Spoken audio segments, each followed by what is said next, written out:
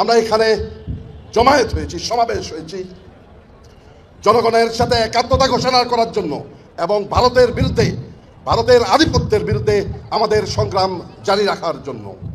এ প্রসঙ্গে আমি মোদী সরকারকে একটা বার্তা দিতে চাই।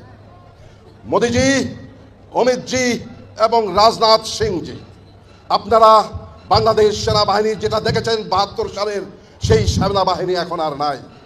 আমরা এখন যুদ্ধোপযোগী এবং যে কোনো শত্রু মোকাবেলায় প্রস্তুত।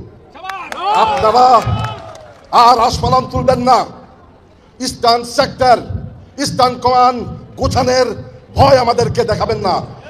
শুধু আমরা সশস্ত্র বাহিনী নই, ১৭ কোটি জনতা আছে আমাদের সাথে, আপনাদেরকে সীমান্তেই রুখে দিতে।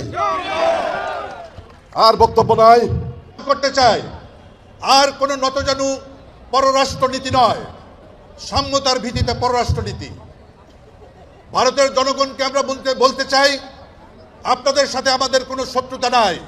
বাংলাদেশের জনগণ এবং আপনারা আমাদের বন্ধু, কিন্তু ভারতের গেরুয়া পোশাকধারী হিন্দু আধিপত্যবাদকে আমরা কোনোভাবেই এদেশে আশ্রয় দিতে রাজি নই।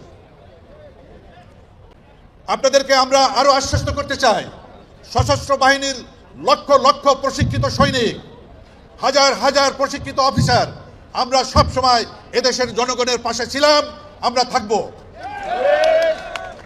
আমরা যে কোনো প্রয়োজনে দেশের জন্য আমরা আমাদের জীবন বিলিয়ে দিতে প্রস্তুত। আমরা যে আজকে ঐক্যবদ্ধতার ডাক দিয়েছি, আমাদের এই প্রচেষ্টা আজকের এই সমাবেশই শেষ নয়। বাংলাদেশের বিরুদ্ধে আভ্যন্তরীণ, আন্তর্জাতিক যে কোনো ধরনের ষড়যন্ত্র হবে, আমরা আপনাদের সকলকে সাথে নিয়ে সেই ষড়যন্ত্রকে রুখে দিতে চাই।